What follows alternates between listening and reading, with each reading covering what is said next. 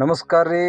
ನಮ್ಮ ಗಟ್ನಟ್ಟಿ ಎಲ್ಲ ಮಂದಿಗೆ ನಮ್ಮೂರಿನ ಸರ್ಕಾರಿ ಕನ್ನಡ ಹಿರಿಯ ಪ್ರಾಥಮಿಕ ಶಾಲೆಯ ಅಮೃತ್ ಮಹೋತ್ಸವವನ್ನು ಜನವರಿ 30 ಹಾಗೂ 31ನೇ ತಾರೀಕು 2026 ಮಾಡಾಕತ್ಯಾರ. ಆದ್ರೆ ಎಷ್ಟು ರೊಕ್ಕ ಖರ್ಚು ಮಾಡಿ ಅಮೃತ್ ಮಹೋತ್ಸವ ಮಾಡೋದು ಏನು ಕೊಳೆ ಮಿತಿ? ಇಷ್ಟು ರೊಕ್ಕ ನಾವು ಒಂದೊಂದು ದೇವಸ್ಥಾನ ಕೊಟ್ಟರೆ ನಡೆಯುತ್ತೆ, ಇಲ್ಲತ್ತಂದ್ರೆ ಯಾವುದರ ಒಂದು ಕಲ್ಯಾಣ ಮಂಟಪ ಮಾಡಿ ನಡೆಯುತ್ತೆ. ಇಷ್ಟು ರೊಕ್ಕ ಯಾಕೆ ಖರ್ಚು ಮಾಡತ್ತಾರು? ಇವ್ರಿಗೇನು ತಲೆಗಿಲಿ ಕೆಟ್ಟೈತೇನ, ಇವ್ರಿಗೇನು ಹುಚ್ಚಿಗೆ ಹತ್ತೈತೇನ ಅಂತ ಕೆಲವೊಂದಿಷ್ಟು ಜನ ಮಾತಾಡಕತ್ತಾರು. ಯಾಕೆ ಅಮೃತ ಮಹೋತ್ಸವ ಮಾಡ್ಬೇಕು ಅನ್ನೋದು ನನ್ನ ಒಂದು ಸಣ್ಣ ಅನಿಸಿಕೆ ಹೇಳ್ತೀನಿ ಕೇಳ್ರಿ. ಶಾರದಾ ಮಾತೆಯ ದೇವಸ್ಥಾನ ಎಲ್ಲಿಯಾದರೂ ಯಾವ ಊರಾಗಾದ್ರೂ ಅದಾವನ್ ಕೇರೇನ್ರಿ? ಭಾಳ ಆದ್ರೆ 1-2 ಎಲ್ಲೇ ಇರ್ಬೋದು. ಆದ್ರೆ ಪ್ರತಿಯೊಂದು ಊರಾಗ ಹುಡುಕೋತ್ ಹೋದ್ರೆ ಶಾರದಾ ಮಾತೆಯ ದೇವಸ್ಥಾನ ಎಲ್ಲಿ ಕಾಣುವುದಿಲ್ಲ. ಅದ್ರ ಸಲುವಾಗಿ ನಾವು ಏನು ಸ್ಕೂಲ್ಗಳದಾವು ಇವ ನಮ್ಮ ದೇವಸ್ಥಾನ ಶಾರದಾ ಮಾತೆ ದೇವಸ್ಥಾನನ ಇವತ್ತು ನಾವು ತಿಳ್ಕೊಂಡೇವ್ರಿ. ಮತ್ತು ಇನ್ನೊಂದು ಮಾತೈತ್ರಿ, ದೇವ್ರ ನಂಬೋಕ್ಕಿಂತ ಮೊದಲು ಗುರುವಿನ ನಂಬೇಕತ್ರಿ. ಅದಕ್ಕೆ ನಮ್ಮ ಗುರುಗಳಿಗೆ ನಾವು ಏನಾದರೂ ಗುರು ಕಾಣಿಕೆ ಕೊಟ್ಟೇವೇನ್ರಿ? ನಮಗೆ ಅ ಹಿಡ್ದ ಹಳಕ್ಷತನ ಅಕ್ಷರ ಕಲಿಸ್ಯಾರು, 1ರಿಂದ ಲಕ್ಷಗಟ್ಟಲೆ ಅಂಕಿ ಕಲಿಸ್ಯಾರು. ಇಷ್ಟೆಲ್ಲ ನಮ್ಮ ಬುದ್ಧಿಶಕ್ತಿಯನ್ನು ವೃದ್ಧಿ ಮಾಡ್ಯಾರು. ನಾವು ₹1 ಏನಾದರೂ ಸಾಲಿ ಕೊಟ್ಟೇವೇನ್ರಿ? ಇಲ್ಲ. ಗುರು ಕಾಣಿಕೆ ಏನಾದರೂ ಕೊಟ್ಟೇವೇನ್ರಿ? ಇಲ್ಲ. ಮತ್ತೆ ಏನು ಮಾಡಬೇಕು ನಾವು? ಅದಕ್ಕೆ ಒಂದು ಮಾತು ಹೇಳ್ತೀನಿ ರೀ.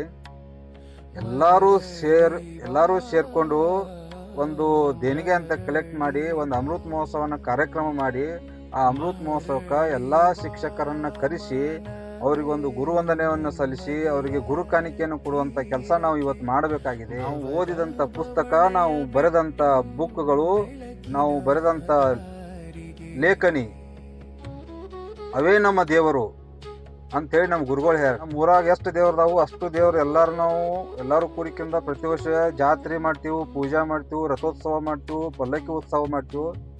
ಆದ್ರೆ ನಮ್ಮ ಶಾರದಾ ಮಾತೆಯ ದೇವಸ್ಥಾನದಲ್ಲಿ ಯಾವತ್ತಾದರೂ ಪೂಜೆ ಮಾಡಿದೇವೇನ್ರಿ? ಯಾವತ್ತಾದರೂ ಜಾತ್ರೆ ಮಾಡಿದೇವೇನ್ರಿ? ಪ್ರತಿ ವರ್ಷ ನಾವು ಮಾಡಂಗಿಲ್ಲ. ನಾವು ಒಂದು ಜಾತ್ರೆ ಮಾಡ್ಬೇಕಾದ್ರೆ ₹1 ಲಕ್ಷ ಖರ್ಚಾಕತಿ, ಇಲ್ಲ 2 ಲಕ್ಷನೂ ಆಗ್ಬೋದು. ಅದಕ್ಕೆ 8ರಿಂದ 10 ಲಕ್ಷ ರೂಪಾಯಿ ನಾವು ಖರ್ಚು ಮಾಡತ್ತೀವಿ. ಅದಕ್ಕೆ 75ನೇ ವರ್ಷದ ಅಮೃತ ಮಹೋತ್ಸವ ಕಾರ್ಯಕ್ರಮಕ್ಕೆ ಈಗ ವಿಚಾರ ಮಾಡೋಣ್ರಿ. 75 ವರ್ಷ ಆಗಿತ್ತು ನಾವು ಸಾಲಿ ಚಾಲು ಆಗಿ. 75ರಾಗ 25 ತೆಗಿನು, 25 ತೆಗೆದ್ರೆ 50 ವರ್ಷ ಹೋಯ್ತು. 10 ಲಕ್ಷ ರೂಪಾಯಿ 50 ವರ್ಷ ಬಾಗಿಲೆ ಮಾಡಿ ರೇಟತ್ತು. 1 ವರ್ಷಕ್ಕೆ 20,000 ರೂಪಾಯಿ. 1 ವರ್ಷಕ್ಕೆ 20,000 ರೂಪಾಯಿ ಅಂದ್ರೆ ನಾವು ಅದ್ರ ಪ್ರಕಾರ ನಾವು ಒಂದು ಲೆಕ್ಕ ಹಾಕಿದ್ರೆ ನಾವಿನ್ನ ಭಾಳ ಖರ್ಚು ಮಾಡ್ಬೇಕೈತಿ. ನಾವು ಖರ್ಚು ಮಾಡೋದಕ್ಕಾದ್ರೆ ಎದಕ್ಕೆ ಮಾಡತ್ತಿದ್ವಿ ನಾವು ಖರ್ಚ? ಒಂದು ಅಮೃತ ಮಹೋತ್ಸವ ಕಾರ್ಯಕ್ರಮ ಮಾಡ್ಬೇಕಾದ್ರೆ ಹಳೆ ಕಟ್ಟಡದ ಬಣ್ಣ ಎಲ್ಲ ತೆಗೆದಕ್ಕಿಂತ ಹೊಸ ಬಣ್ಣ ಮಾಡಬೇಕು. ಅದಕ್ಕೊಂದು ಸ್ವಲ್ಪ ಖರ್ಚು ಐತಿ, ಅದು ನಾವು ಮಾಡಲೇಬೇಕು. ಆಮೇಲೆ ನಾವು ಹಳೆ ಶಿಕ್ಷಕರನ್ನ ಎಲ್ಲರನ್ನೂ ನಾವು ಕರೆಸಿರ್ತೀವಿ, ಅವ್ರಿಗೆ ನಾವು ಗುರು ಕಾಣಿಕೆಯನ್ನು ಕೊಡಬೇಕು, ಅದ್ರದ್ದು ಖರ್ಚೈತಿ. ಆಮೇಲೆ ನಾವೆಲ್ಲ ವಿದ್ಯಾರ್ಥಿಗಳು ಸೇರಿರ್ತೀವಿ, ಅನ್ನೋದನ್ನು ಮಾತಾಡಬೇಕು, ನಮ್ಮ ಮೊದಲಿನ ಅನುಭವವನ್ನು ಹೇಳಬೇಕು. ಇಷ್ಟೆಲ್ಲ ಜನ ಕೂಡಿದ್ವಿ ಅಂದ್ರೆ ಮತ್ತು ಊಟ ಮಾಡೋದು ಹಂಗೆ ಹೋಗಿರುತ್ತೆ ಅಂದ್ರೆ ಅದಕ್ಕೂ ಒಂದು ಸ್ವಲ್ಪ ಖರ್ಚು ಇರೋದಿಲ್ಲ. ಆಮೇಲೆ ಪೆಂಡಾಲ, ಲೈಟಿಂಗ, ಸೌಂಡ್ ಸಿಸ್ಟಮ್ ಇವೆಲ್ಲ ಇರ್ತೈತೆ. ನಮಗೆ ವಿದ್ಯಾದಾನವನ್ನು ಮಾಡಿದಂಥ ಆ ದೇವಸ್ಥಾನದ ಜಾತ್ರೆ ಮಾಡ್ಲಿಕ್ಕೆ ನಾವು ಅಮೃತ ಮಹೋತ್ಸವ ಕಾರ್ಯಕ್ರಮವನ್ನು ಮಾಡ್ಲಾಕತ್ತೀವಿ. ನೀವು ಯಾರೂ ತಪ್ಪು ತಿಳ್ಕೊಬೇಡ್ರಿ. ಶಾಲೆ ಕಲ್ಸ್ಯಾರಂದ್ರೆ ಆ ದೇವಸ್ಥಾನದಿಂದ ನಾವು ಅಕ್ಷರ ಕಲ್ತೀವಿ. ನಮ್ಮ ಶಿಕ್ಷಕರು, ನಮ್ಮ ಗುರುಗಳು ನಮಗೆ ಜೀವನದ ಪಾಠ ಹೇಳ್ಯಾರು, ನಮ್ಮ ಬದುಕನ್ನು ಬಂಗಾರವನ್ನು ಮಾಡ್ಯಾರ ಅವರು. ಅದ್ರ ಸಲುವಾಗಿ ನಾ ಎಲ್ಲರಿಗೂ ಕೈ ಮುಗಿದು ಕೇಳ್ಕೊತೀನಿ, ಎಲ್ಲರೂ ಕೂಡಿ ನಾವು ನಿಮ್ಮ ಹತ್ರ ಏನು ಭಾಳ ಕೇಳಕತ್ತಿಲ್ರಿ. ಒಬ್ಬ ಹಳೆಯ ವಿದ್ಯಾರ್ಥಿಗೆ 1,000 ರೂಪಾಯಿ ಅಷ್ಟೇ ರೀ. ಅದು 1,000 ರೂಪಾಯಿ ನೀವು ಕಲೆಕ್ಟ್ ಮಾಡಿದ್ರೆ ನಾವೇನ ಎಲ್ಲರೂ ನಮ್ಮ ಖರ್ಚಿಗೆ ಆಗೈತಿ ಮಾಡ್ಕೊಳತ್ತಿಲ್ಲ. ಶಾಲೆಗೆ ಮಾಡತ್ತಿದ್ವಿ, ಶಾಲಾ ಕಾರ್ಯಕ್ರಮ ಸಲುವಾಗಿ ಮಾಡತ್ತಿದ್ವು. ದಯವಿಟ್ಟು ಯಾರೂ ತಪ್ಪು ತಿಳ್ಕೊಬೇಡ್ರಿ. ಮತ್ತು ನಾವು ಹೊಸ ಇರತ್ತೆ. ನಮ್ಮ ದೇವಸ್ಥಾನಗಳು ಜಾತ್ರೆನೂ ಮಾಡ್ತೀವಿ, ಆಮೇಲೆ ಪಲ್ಲಕ್ಕಿ ಉತ್ಸವನೂ ಮಾಡ್ತೀವಿ, ರಥೋತ್ಸವ ಮಾಡ್ತೀವಿ. ನಮ್ಮ ವರ್ಷ ಇದ್ದಿರತ್ತೆ ರೀ. ಇದು 75 ವರ್ಷದಾಗ ಇದು ಒಂದೇ ಸಲ ನಾವು ಮಾಡಾಕತ್ತಿದ್ವಿ.